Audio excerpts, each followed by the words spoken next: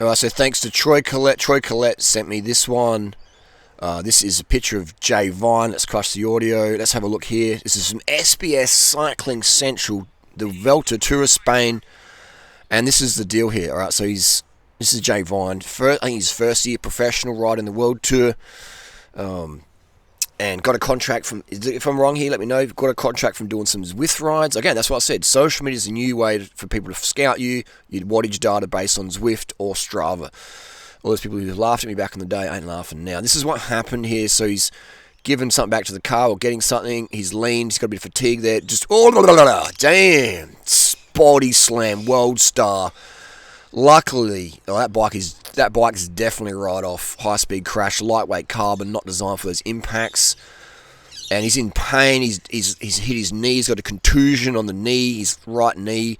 He doesn't even know if he's going to finish. This is the longest stage race he's ever done. It's a hot day out. He's got gloves on.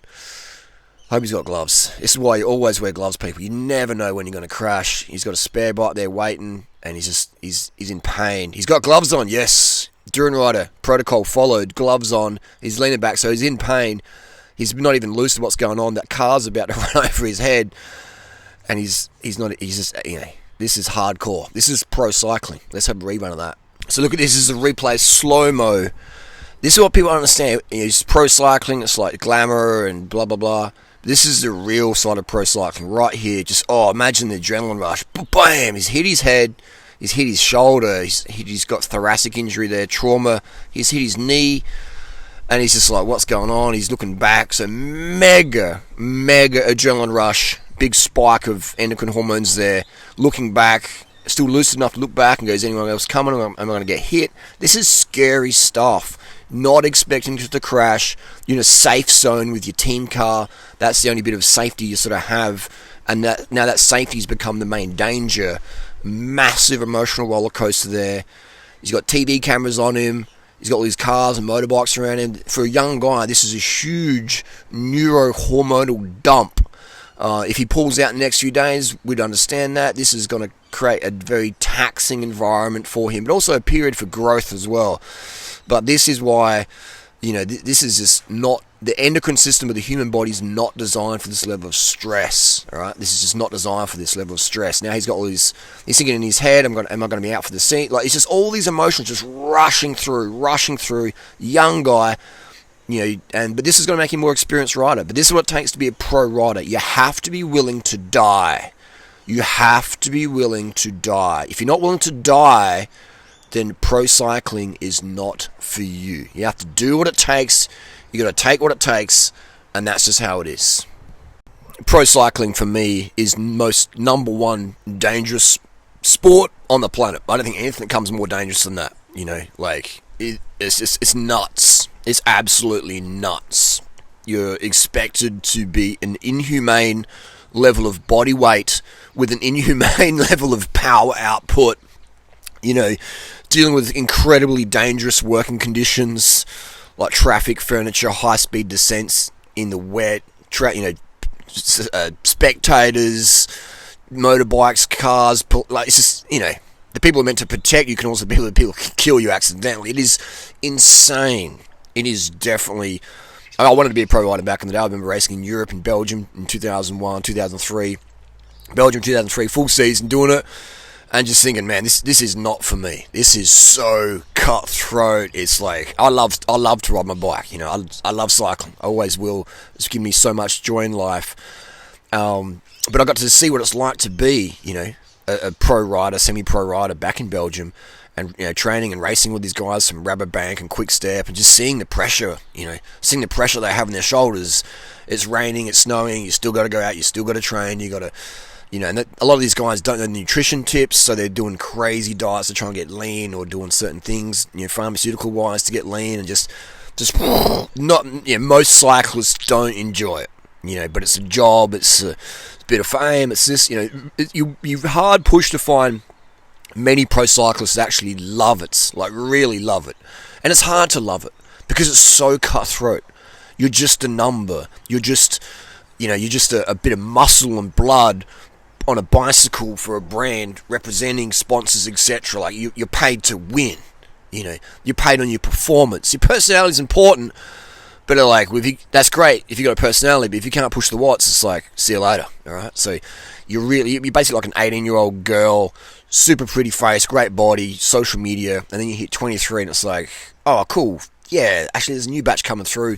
Just, can you make way, please? You know, like, it's just people just, as soon as your performance starts to wane, the critics on Cycling News or the fans or the bosses, whoever, just start to go, wow, yeah, you really worth that much money? I don't know. You know, so it's just, it's crazy, man. It is crazy. We don't see that side. Not many pro cyclists talk about it because it's a bit like spitting in the soup. But I'm not even in the soup. I'm not even in the kitchen, so I can speak about it openly. And a lot of World Tour riders do damn me off the record and just say, yeah, thanks for saying how it is. This is the deal. But it's cutthroat, man. It is cutthroat. You got to be willing to die for the win. And a lot of pro cyclists don't even ever win a race in their life as a pro rider. Often they're domestics, or they have bad luck, or get injuries. It's constant danger, constant hypervigilance, which you don't understand. Your first few years of riding, it's so much fun, you have adrenaline. But once you start seeing people die on the road, or a broken femur, a compound fracture in front of your face, you're like, holy mamma mia, this is real deal. Or you have a concussion yourself, and you're in a hospital, and you're dealing with the coordination issues or whatever, then you realise, wow, this is full on. And and then the champions are champions, taking pharmaceuticals, guys like Lance, etc., how they were ousted Pantani. The heroes become the villains once the truth of the fairy tale worshipping public status quo find out that truth. They're like, oh my god, you gotta die. So it's crazy, like, it is crazy. But anyway, that's just my little rant. Pro cycling, what a recovery. Again, is that healthy to get up so quick and smash out big watts? Could he get a clot in his brain in a few days? Like, it's just, man, it's crazy, man. All right, so the tenacity of this young rider, 10 out of 10, no doubt about it. The health consequences, we don't know, but it's just, yeah. How can we make it safer? That's another video. And just wanted to say as well, I do strongly believe that drugs in sport should be more legalized than it is now. Obviously, you can do whatever you want behind the scenes, but there's that stress and dealing with grey market product. But example for this crash for this rider, a bit of testosterone to help him recover, IV drip, things like that. Like these things that are banned, or things you have to do behind the scenes with stress and like, oh my god, will I get caught? Like that's unhealthy, But the health of the rider, the healthy athlete, in my opinion, should come first versus some little stupid fairy tale status quo worshipping social climbing narrative rules that don't take into consideration an athlete or a human's endocrine system. All right. So I do believe that drugs in sport should be open slather. It'll make it safer for everyone, and the riders. If you're a natural rider, or a natural runner, or a natural swimmer, and you're trying to compete with people who are enhanced, you will experience health decline. You can be a type AAA personality where you just get it done, drive, and family pressure, all that stuff. But that workload will eventually break you down. It'll break you down unless you've got some exogenous hormone assistance and drips and stuff in your system to help you have support at a metabolic level. So that's what people understand. Oh, it's cheating. It's not cheating if everyone else is doing it.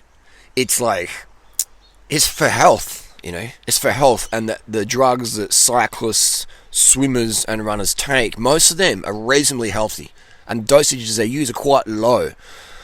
Where it gets unhealthy is when we add in recreational drugs and alcohol and sleeping tablets and cocaine and things like that, and over just abusing stuff. That's when it becomes unhealthy. Same with, we see in the bodybuilding world guys doing 2 grams of tren a week and 4 grams of test a week, and body weight the body's not designed for, and super high blood pressure and stuff like that. So that's the abusive side of things.